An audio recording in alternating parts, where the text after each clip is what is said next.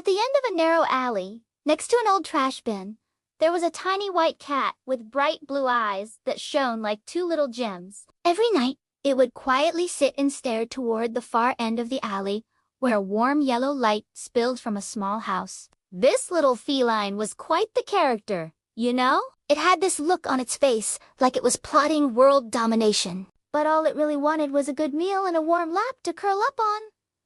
No one knew where the cat came from. People only noticed that it was always hungry, its fur matted with dust from the streets. Sometimes, a young girl living at the end of the alley would bring out a little dried fish and a bowl of water. At first, the cat would watch from a distance, but after a few days, it dared to step closer. It was like a furry little ninja, sneaking up on that fish, as if it was on a top-secret mission. The girl would giggle, watching the cat's dramatic approach, complete with exaggerated tiptoeing and comical freeze frames whenever it thought it had been spotted.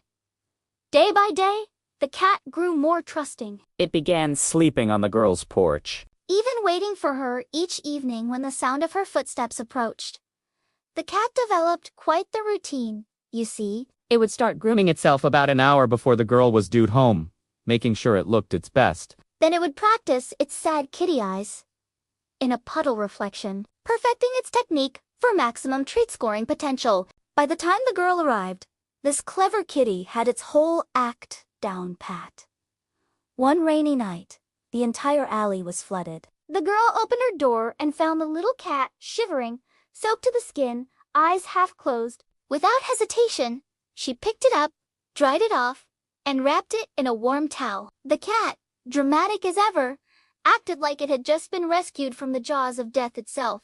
It gave a performance worthy of a feline Oscar, complete with pitiful meows and grateful nuzzles. Little did the girl know, this was all part of the cat's master plan. From that day on, the white cat was no longer the cat at the end of the alley, but the royal ruler of the small house. Oh boy, did this cat milk its new status for all it was worth. It demanded the softest cushions, the tastiest treats, and even insisted on having its own tiny crown, which was really just a bottle cap.